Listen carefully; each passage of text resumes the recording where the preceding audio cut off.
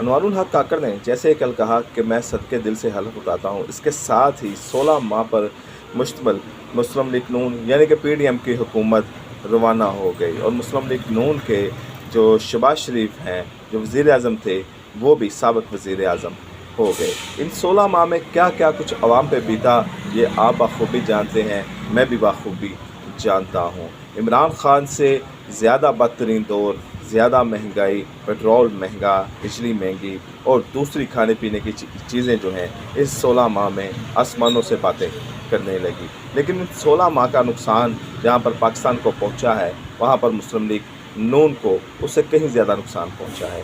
آپ نے دیکھا ہوگا کہ مریم نواز بھی خاموش ہیں، نواز شریف کی طرف سے بھی کوئی بیان نہیں آ رہا۔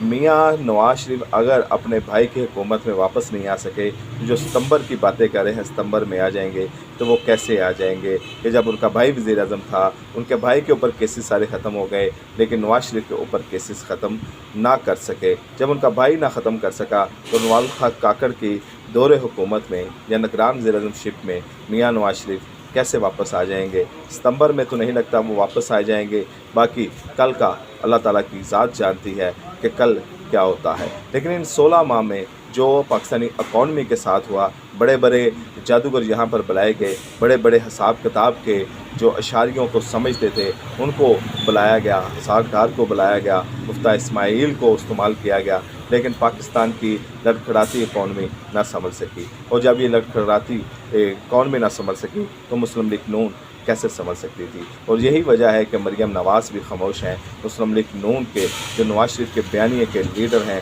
وہ بھی خاموش ہیں۔ نواز شریف سیاست کا مرکز تو ضرور ہیں لیکن آج وہ بھی خاموش ہیں کہ یہ میری پارٹی کے ساتھ ہو کیا گیا ہے۔ ان 16 ماہ کی حکومت میں بڑا کچھ واضح ہو جائے گا آنے والے الیکشنوں میں، جس نے عمران خان کی پاپولیرٹی کو دن بدن اضافہ ہوتا جا رہا ہے۔ آج عمران خان جیل میں ہے لیکن وہ مخالف پارٹی کے لیے سب سے بڑا خطرہ بنا ہوا ہے۔